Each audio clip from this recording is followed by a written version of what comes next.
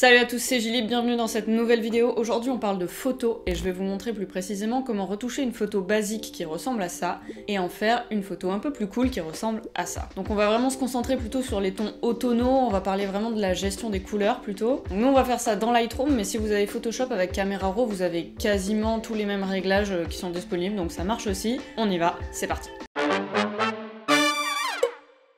Ok, donc on se retrouve dans Lightroom. Aujourd'hui on va s'occuper vraiment en particulier de cette photo là. Comme vous voyez, elle a pas grand chose de particulier, mais on va essayer d'arranger ça. Pour commencer, personnellement je change toujours le profil de couleur qui est juste là en haut des réglages de base. On va passer en Adobe neutre. Donc tout de suite on a une image plus flat, nous c'est ce qu'on cherche pour l'instant, et je vais recadrer ça très rapidement. Je vais passer en aspect 4:5 pour pouvoir la diffuser par exemple sur Instagram, et surtout je vais la serrer un peu pour centrer le chemin. Ça va être notre point focal, ça va être assez important. Donc ça évidemment ça va dépendre de votre photo. Moi je vais m'arrêter là, je fais terminé, c'est pas mal. Et ensuite pour les réglages de base, on va y aller assez rapidement. Je vais augmenter un petit peu l'exposition pour qu'on y voit un peu quelque chose quoi. Ensuite, toujours pour avoir une image assez neutre et assez plate, ce que je vais faire c'est que je vais descendre les hautes lumières et monter les ombres. Et je vais probablement aussi baisser un petit peu la valeur des blancs, mais ça après, bon évidemment les réglages de base on peut toujours y revenir. En général on fait pas mal d'allers-retours, c'est normal. Et aujourd'hui on se concentre pas vraiment sur cette partie là, donc je vais aller assez vite. Pour la température ici, je vais la baisser un petit peu.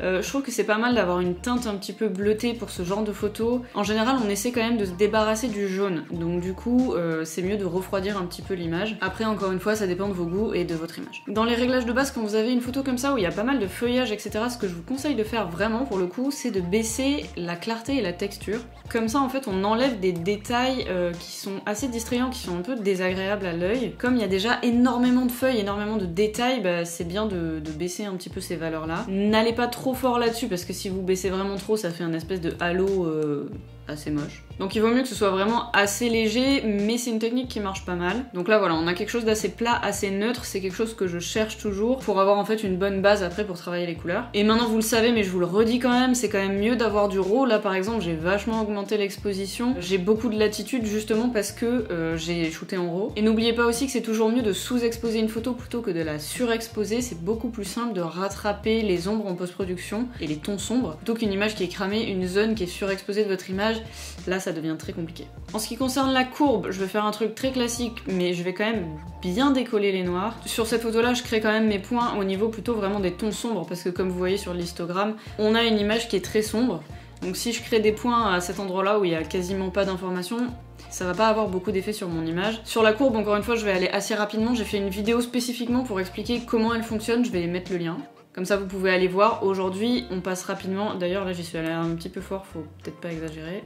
Ok, on commence vraiment à avoir quelque chose d'intéressant, moi en tout cas ça me convient. Maintenant on va pouvoir vraiment s'attaquer aux couleurs, c'est ça qui est important. Vous voyez que là pour l'instant il n'y a rien de spécial, c'est un peu trop neutre en fait. Donc ce qu'on va faire aujourd'hui c'est travailler surtout sur deux panneaux, le panneau TSL et le panneau étalonnage. C'est grâce à ces deux panneaux là que vous allez vraiment gérer vos couleurs. La grosse astuce pour vraiment recréer ce style de photo, donc ce que je vous ai montré au début de la vidéo, ça va être donc de jouer sur le vert évidemment, de baisser la saturation et la luminance du vert quasiment jusqu'au bout. Je vous montre l'effet que ça donne. Donc comme vous voyez évidemment il y a du vert partout dans cette image vu qu'il y a beaucoup de feuillage. Même si vous mettez la saturation à 0, vous avez quand même des teintes de vert qui restent. Nous on va pas aller jusque là parce que honnêtement ça sert à rien. On va mettre ça autour de 70, moins 80%, moins 70, moins 80 d'ailleurs, il n'y a pas de pourcentage. Et on va vraiment baisser la luminance, pareil.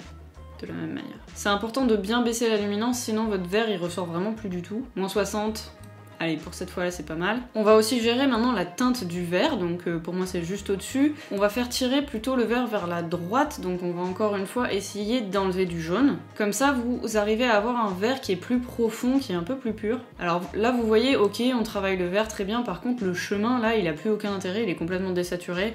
Ça on va l'arranger aussi, vous inquiétez pas. Vous savez aussi que dans le vert, dans les feuillages etc, il y a souvent pas mal de jaune. Donc on va en fait faire la même chose mais de manière un peu plus délicate, on va y aller un peu moins fort sur le jaune. Mais on va aussi baisser la saturation et la luminance. Normalement ça a quand même pas mal d'effets. En termes de couleur c'est pas mal, par contre là on manque je trouve vraiment de contraste. Donc je vais remonter dans les réglages de base pour arranger un peu ça. Je vais ajouter pas mal de contraste du coup. On a un stade où ça commence à être important.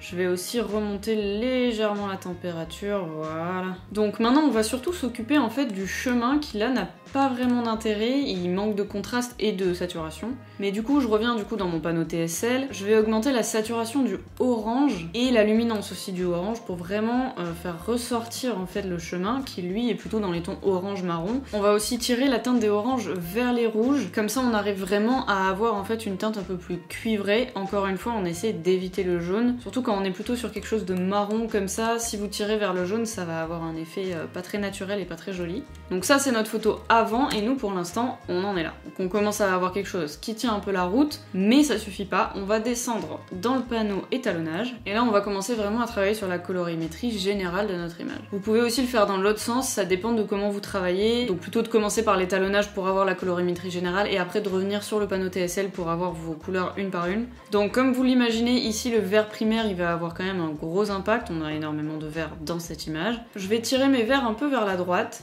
et là vous voyez qu'on commence vraiment à avoir un vert qui tire presque en fait vers le bleu et c'est vraiment ce qui nous intéresse. En termes de saturation, on va voir, je pense que je vais augmenter un tout petit peu la saturation ici, quitte à la baisser dans le panneau TSL après. Le rouge il va vraiment affecter plutôt la zone du chemin, donc on va tirer le rouge vers la gauche et on va augmenter un peu sa saturation et là pour le coup je vais pas mal augmenter la saturation du rouge pour que le chemin ressorte vraiment. Donc là c'est ce que je pensais, en fait notre vert du coup du feuillage il est vraiment trop saturé. Je vais remonter dans le panneau TSL, un petit peu baisser encore la luminance et la saturation, je vais la baisser aussi, voilà, là on commence à avoir un effet qui m'intéresse. Donc on revient dans le panneau étalonnage, il nous reste le bleu primaire à gérer. Moi j'aime bien toujours tirer le bleu plutôt vers le turquoise et là on commence vraiment à avoir quelque chose d'intéressant. Faut pas y aller trop fort. Donc sans le panneau étalonnage, on avait ça. Donc on avait quelque chose de beaucoup plus neutre en fait, beaucoup moins contrasté au niveau des couleurs.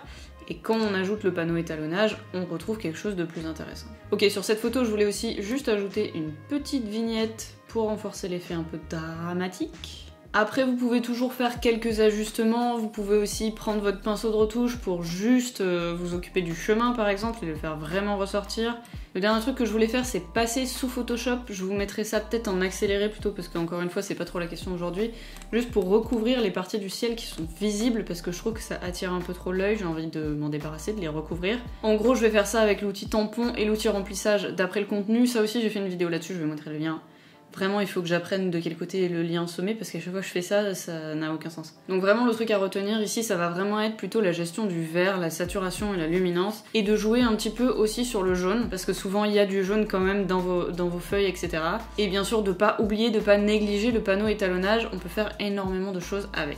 Voilà, donc cette technique-là, vous pouvez vraiment l'utiliser dans pas mal de cas, ça marche super bien pour les photos justement sur la période automnale et tout, donc éclatez-vous, c'est en ce moment. En tout cas, n'oubliez pas de me laisser un petit j'aime et un petit commentaire avant de partir, vous pouvez aussi vous abonner et activer les notifications pour pas rater les prochaines vidéos. Nous on se retrouve très vite, salut!